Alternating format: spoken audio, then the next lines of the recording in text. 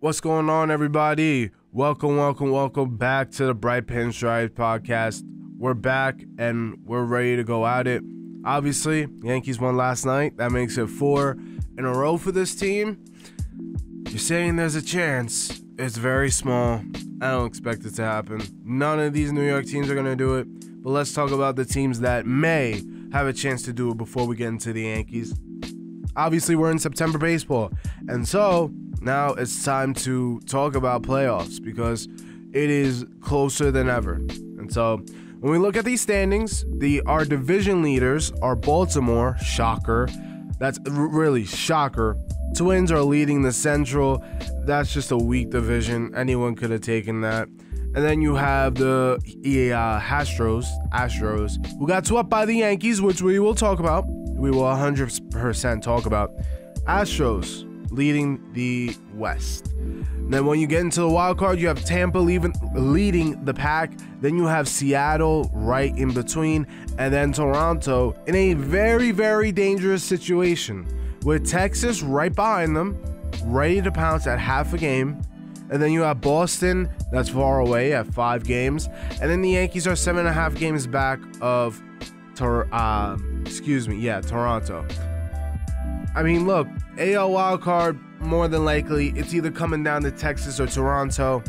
I don't expect the Yankees or Boston or even the Guardians to do anything. If the Guardians make the playoffs, it's through the division, but even then, there's a small chance of that happening just because, they're 66 and 73. Don't see it happening. When we look at the NL side of things, Atlanta's leading at 90 games. They're the first team to win 90 games. Then you have the Dodgers, shocker, leading the West. And then in the Central, you have the Brewers. That is, of course, of right now, which is Wednesday, September 6th. Anything can happen, really. Cubs are still 2 games behind them, so I wouldn't be surprised if the Cubs come out with that division. Philadelphia is leading the wild card pack. They are at 76 and 62. Chicago, though, right behind them at 75 and 64. And then you have Cincinnati, 73 and 68, with Miami only a half game back and Arizona only a game back. The Giants, they're 2 games back. I mean, realistically, wild card in the NL, it's anybody's game. It's 3 teams that could make it. And we could have 6 teams be a revolving door of the NL wild card in these last couple weeks. Padres are they're 6.5 games back, so I don't see anything happening there. But other than that, you have your teams, the Mets, the Pirates, St. Louis, Colorado, who are not going to be in the mix for a wild card spot. And honestly, if there was a team that was going to overtake, that I would say that team could overtake, I would say it's going to be Arizona. It's probably going to be Arizona. I would see them as being one of the outsiders going in the AL. It's either Texas or Toronto. So, I'd say Toronto sticks that spot. I don't think Texas is really ready yet. I think Toronto's been knocking at the door for a very long time. So, I think it's going to be Toronto staying in that spot. All right, now that we talk about baseball, we talk about the standings, let's get into this New York Yankees team who last night had the Cole train going. They had Garrett Cole on the mound, and he was in full effect. Masterful pitching performance last night. Did his thing, being the ace, and he is, continuing his case for Cy Young. And we'll talk a little bit about that later. What I do want to talk about is the fact that the Yankees called up their young prospects. They called up the youngsters. And this was in the Houston series. We all heard Wednesday last week around this time that Dominguez and Wells was going to come up. And we're like, oh, this is great. This is, fantastic. Get the young guys some games and, kind of throw away the season. Well, the young guys don't want to throw away this season, it seems. Let's take it back to last week, Wednesday. So, today, we took on the Nationals, right? Wednesday, we took on the Nationals last week. We won 9-1. We lose then 6-5 And then we go down to Tampa, win 6-2, and then we drop the last 2 games, the first 0-3, and then we drop 7-4. Now we go to Detroit, and then we lose against Detroit 4-1. Then we win 4-2, then drop, and then we won 6-2, and then we dropped the last game, which was a 3-4 final. We then would go to Houston, and this was a series I was expecting to lose, but then LeMahieu said, let me hit a home run, and Dominguez said, let me join the party, and let me join one of the few Yankees, or be one of the few Yankees to hit a home run in his first at bat. The last to do it was the Yankee captain, Aaron Judge. And then for an encore, what would he do? Sunday Night Baseball, hit a go-ahead 2-run shot. Jeez, man. We would sweep the Astros. And then last night, like I said, Coltrane in full effect. LeMahieu hitting another home run. Then Torres hitting a big double to extend that lead. Leading off with a Dominguez double that helped out, put the Yankees in a better position to win. 4 games in a row feels real good right about now, and it's really what we needed. They've been saying, oh, we're one win streak away. We're 1 win streak away. Well, haven't had that really, and now we got that win streak. We're starting to put it together, but it's a little too late. I gotta say, I've enjoyed these last couple games. Don't get me wrong. Beating up Houston will get me happy any day of the week. That will make me elated. But you need a little bit more than sweeping Houston. You need to go out there. You got to beat other teams that are in this playoff race. You got to go out and beat Boston. You got to go out and beat Texas. You got to go out and beat Toronto. And we don't face Texas. We face Toronto for 3 games, and then, we face them for 6, going there and then here, and we face Boston one last time. If you think you even have the slimmest of chances of making the playoffs, you need to sweep 3 of those series. You have to sweep Boston. You have to sweep Toronto twice, because at this point, it is win or go home. That's it. If you want to say, oh, we can make the playoffs, go out there. When Boston comes to town, you got to be on your A game. I don't understand why we're like the bad family member, right? That we're that one auntie or that one uncle that goes out and buys a gift for somebody last minute, where you go and you get like a little gift card or something, and a little cheesy birthday card that's like, oh, here you go, happy birthday, and it's like, you did this last minute. We all know. Like, why are we like now saying, oh, we can make the playoffs? Why are we starting to win late now? I understand baseball's a weird game, but doing it last minute when you had a 0.1% chance 4 days ago to make the playoffs seems a little bit too late now. But I'm not gonna get angry over it. I'm not. If the Yankees, they go to the playoffs, hey, I'm all for it. I'm gonna root diehard, because that's how I am. I'm a diehard Yankees fan. But I don't see us doing really anything like that. But I'm gonna enjoy the ride as much as I can, of course, as much as I can. We want to take a look at, like I said, I mentioned a couple games reversing Toronto and Boston, right? But we take a look. We have Detroit for 2 more games, and then we have the Brewers coming to town. Then I was wrong. I thought they were coming to us. No, we're going to Boston. I thought it was going to be in New York, because that's 9/11. That's the 9/11 series, you could call it. But no, we're going to Boston for that one. That's a 4-game series. You need to sweep that series. That series is so vital. You have to sweep. And then you go to Pittsburgh for a 3-game set, and then Toronto comes to town for a 3-game set, and then you have Arizona, and then you go to Toronto, and then you close out the year with Kansas City. You have to, look, let's put it this way. Let's say they sweep Detroit, right? You take 2 out of 3 of the Brewers. You sweep Boston, right? You take 2 out of 3 of Pittsburgh. You sweep the Blue Jays. you put yourself in a really good position. But this is no longer we can lose, we can afford to lose. No, you can't. You got to pretty much sweep everybody, or at least you have to take 2 out of 3 of like Pittsburgh, of like Kansas City, like Arizona. Those teams you could take 2 out of 3. But Boston, Toronto, the guys who are ahead of you in your division and in the wild card race, you have to sweep them straight up.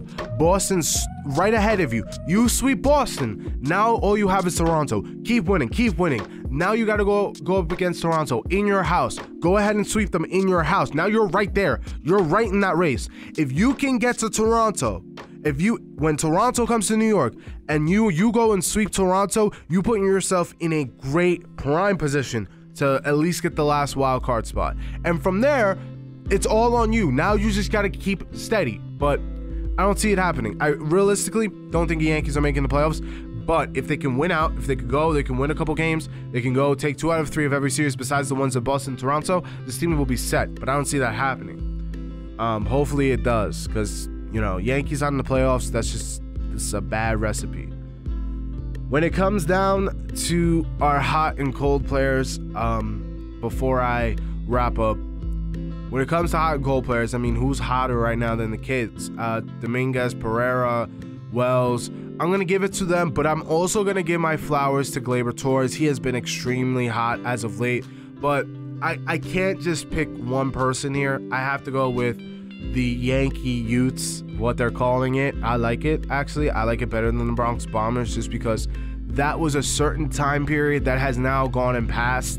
Now you want to kind of introduce, hey, this is the new era of Yankee baseball. This isn't the old era with Judge and Torres and Andujar and Frazier. No, this is the new era. This is the Yankee Yutes. This is the new era of Yankee baseball.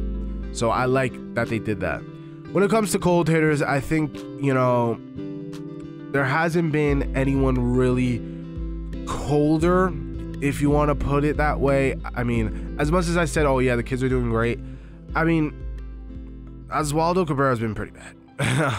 I mean, look, I got to pin it on somebody. LeMahieu's been great. You know, Austin Wells, again, he has been doing, no pun intended, he's been doing well. Gleyber Torres has been on fire. Judge has been fine. Stanton just hit his 400th home run. I'm not going to kick a man while he's down. Cabrera has been the only out of the bunch of the Yankee Yutes that has not been very good. And he hasn't been good all year, really. If I had to pin it on somebody, it would have to be, unfortunately, Oswaldo Cabrera. Now, when it comes down to cold, or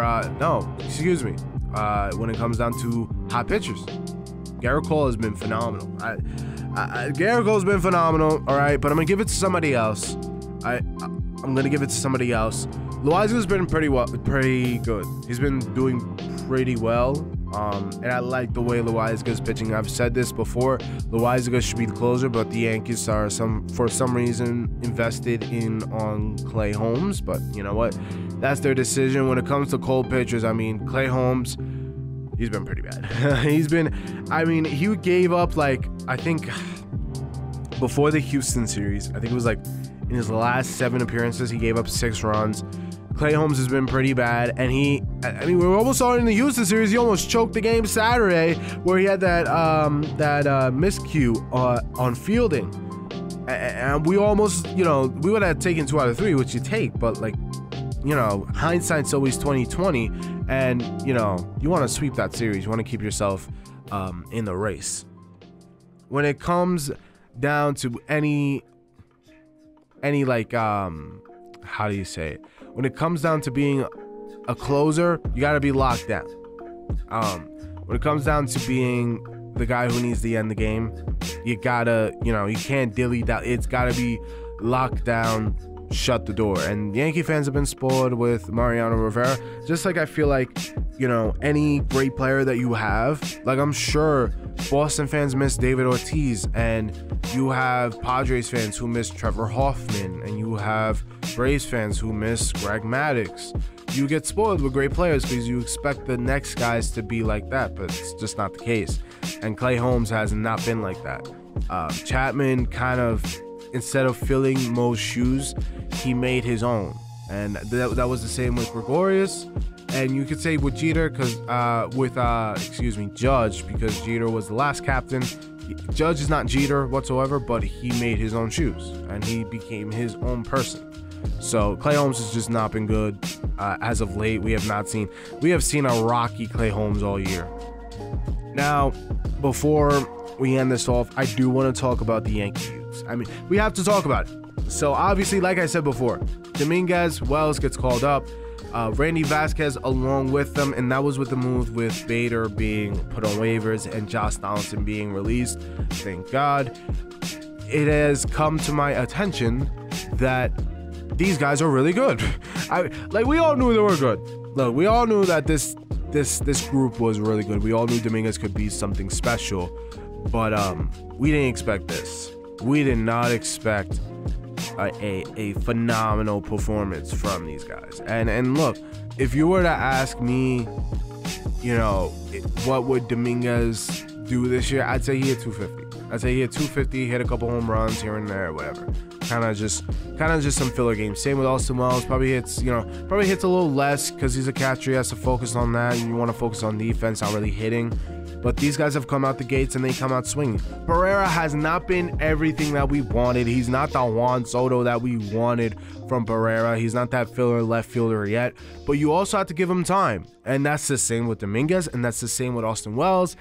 That's the same with Volpe. We gave him this entire year. We gave Volpe this entire year, and we're not going to hate on him. But next year is where the challenge starts. I think for even Dominguez and Wells and Pereira, you give them a little bit of next year to say, hey, you don't have to perform right away, but give us some of your potential. And once we hit that halfway mark, if they don't start performing in the second half of 2024, I think that's where the hate starts to come in. Like, not hate, but where the booing starts to happen. But this is definitely just some filler games. And they said, you know what? Let's make a push at the postseason. Let's show them that we can win them some playoff games, or at least get there. And they've done that 100%. They have won big games, and they are doing it with just hitting, and having fun. They're not worried about a paycheck. They're worried about if they can hit this next slider that's coming, if they can hit off of Justin Verlander, which they can. So I don't know, man. It's a crazy time to be a Yankees fan. There's a lot of ups, but there's a lot more downs that could be coming. But we can make the playoffs, but we could pretty much miss it, which I expect that to happen. But I think that's about it. Obviously, there's a lot of things going on around MLB that I think I'm going to make a separate video on about Wander Franco, which I already did actually. He actually got 2 more cases on him, so that's disappointing to see and just awful. And then you have Julio Urias, which I will definitely make another video on, which, again, unfortunate situation, but, you put yourself in that situation. Thank y'all for listening. Thank y'all for watching. Make sure to like, comment, share, and subscribe so you know when I upload another video, another podcast episode, or even gaming, even when I'm live streaming. Thank y'all for listening. Thank y'all for watching. And as always, peace.